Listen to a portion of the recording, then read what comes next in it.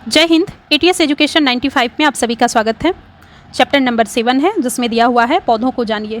Question number 1 में है पुष्प के विभिन्न भागों में निम्नलिखित में से कौन सा सम्मिलित नहीं है, और इसका आंसर है डी केवल 5।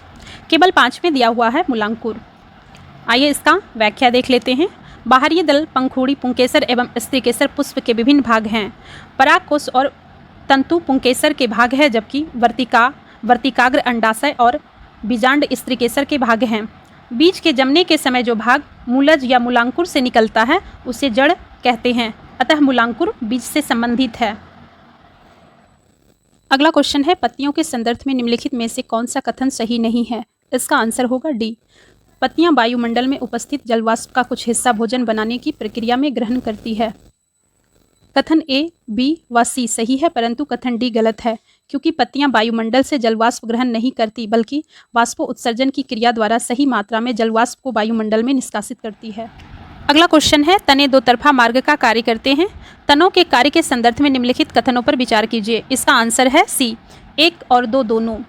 1 में दिया हुआ है तना जल एवं खनिज को पत्नी नलिकाओं द्वारा पत्तियों तथा पौधों के अन्य भाग तक पहुंचाता है, और दूसरा है पत्तियों द्वारा बना भोजन तनों से होकर ही पौधे के विभिन्न भागों में संग्रहित होता है। आइए इसका व्याख्या देख लेते हैं। तना उपयुक्त दोनों कार्य संपन्न करने में महत्वपूर्ण भूमिका निभाता है। तने अनेक प्रकार के होते हैं। ये कठोर, मुलायम व कमजोर हो सकते हैं। वृक्षों के तने कठोर होते हैं। कमजोर तने पौधे सीधे खड़े नहीं हो पाते और ये भूमि पर फैल जाते हैं।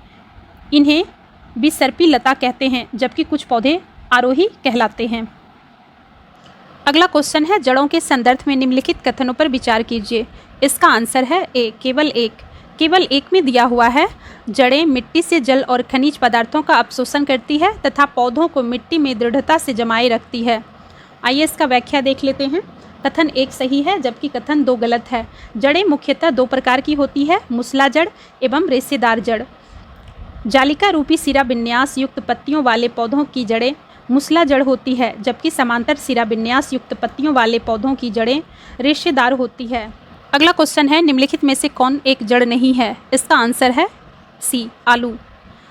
आलू तना है, जबकि गाजर, मूली, सलजम, शकरकंद और टेपियोका जड़ें हैं। इन्हें हम खाने में प्रयोग करते हैं। अगला क्वेश्चन है निम्नलिखित में कौन सी प्रकाश संश्लेषण की क्रिया के लिए आवश्यक है। इसका आंसर है सी, केवल 1, 2, 4 और 5। आइए व्याख्या देख लेते हैं। पत्तियां प्रकाश और हरे रंग के एक पदार्थ क्लोरोफिल की उपस्थिति में अपना भोजन बनाती है। इस प्रक्रिया में जल एवं कार्बन डाइऑक्साइड का उपयोग करती है।